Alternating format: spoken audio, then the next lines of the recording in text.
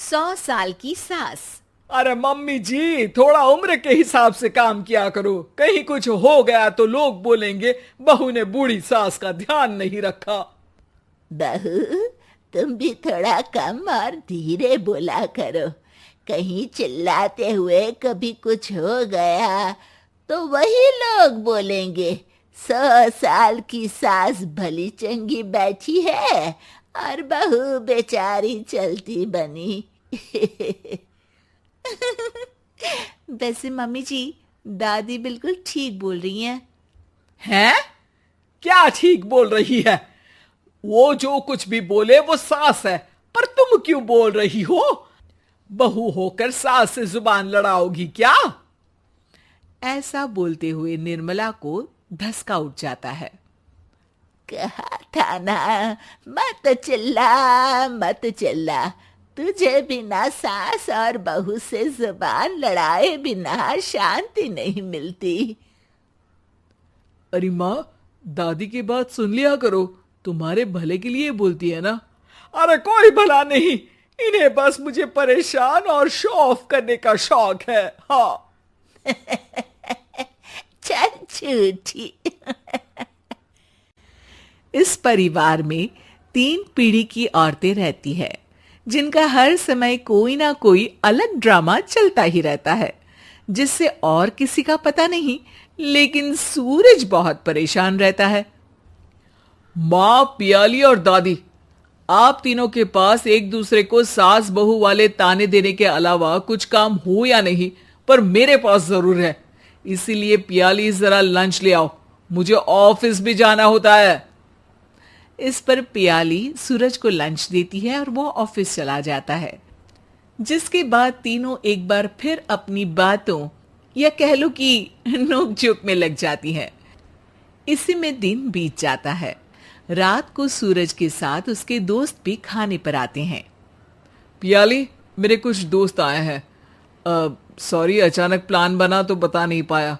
तुम जल्दी से डिनर बना दो ना। अरे वाह रे आलसी माँ की आलसी बेटी, पहले बिना बताए दोस्तों को घर ले आओ, फिर बोलो जल्दी से डिनर बना दो। इतनी जल्दी है तो खुद बना लो। अरे माता, सब बाद में दिखा देना, अभी खाना बना दो ना प्लीज।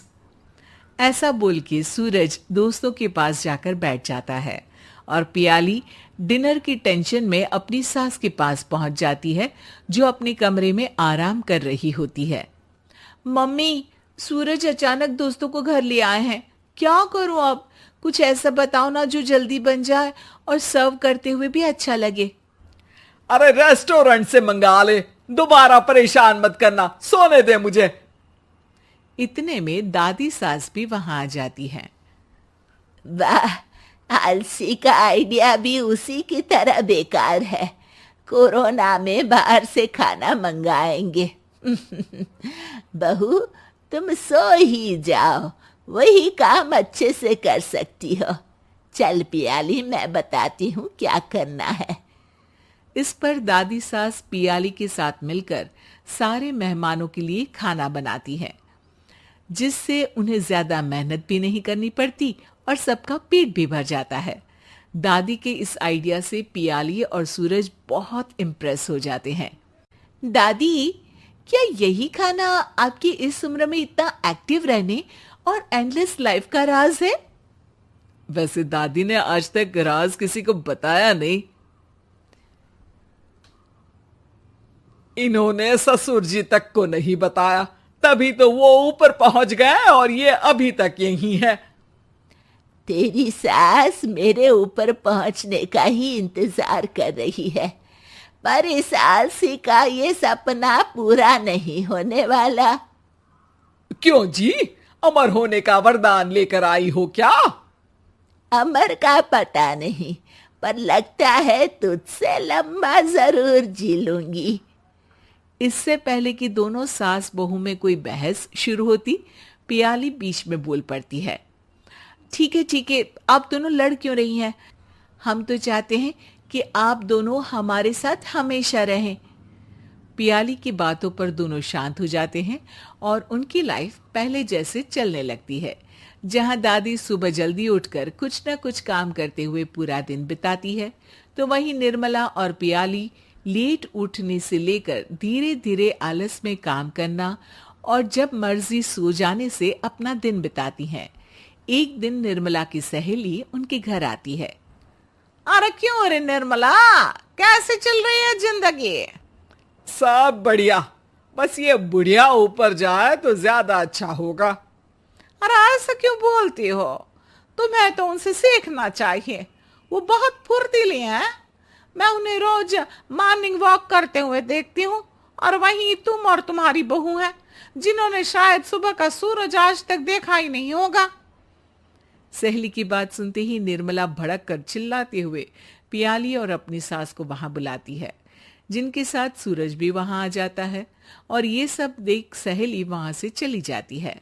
अरे सासू माँ, आपको हमसे क्या दिक्कत है? अब तो मेरी सहेलियां भी आपकी वजह से मुझे ताने देने लगी है। मम्मी जी, कुछ तो लोग कहेंगे, लोगों का काम है कहना, आप इग्नोर करो ना। अच्छा वैसे महारानी, वो तुम्हें भी वही सब बोल रही थी? है? मैंने क्या किया?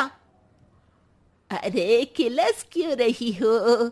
अब तो समझो और अपना लाइफस्टाइल सुधारो। ओ मोरी मैया, अब हमारा लाइफस्टाइल भी खराब हो गया क्या? आपका तो हाई फाई है ना, बस उतना ही ठीक है। तुम लोग हमेशा पूछते हो ना कि मेरी इस उम्र और अभी भी इतने एक्टिव रहने का राज क्या है, तो वो ये लाइफ स्टाइल ही है जिसे हाई फाई नहीं पर सिंपल कहते हैं। दादी, अब कहना क्या चाहती हो? यही कि मैंने अपनी जिंदगी में बहुत किताबें पढ़ी हैं, जिनमें एक किताब से मुझे ये समझ में आया कि हम कितने गलत तरीके से जिंदगी जीते हैं। उसी के बाद मैंने एक अच्छे जीवन के लिए इकिगाई रूल अपनाया, जिसका मकसद तो सिर्फ अच्छा जीवन जीना था। इतना लंबा कैसे जी गई मुझे खुद अचंभा होता है। ओह, तो मतलब आप मुझे परेशान नहीं करती थी? वो तो आप करती हैं। वैसे ये इकिगाई क्या है? थोड़ी रिसर्च खुद भी कर लो आलसियों, सब मैं ही बता दूं क्या?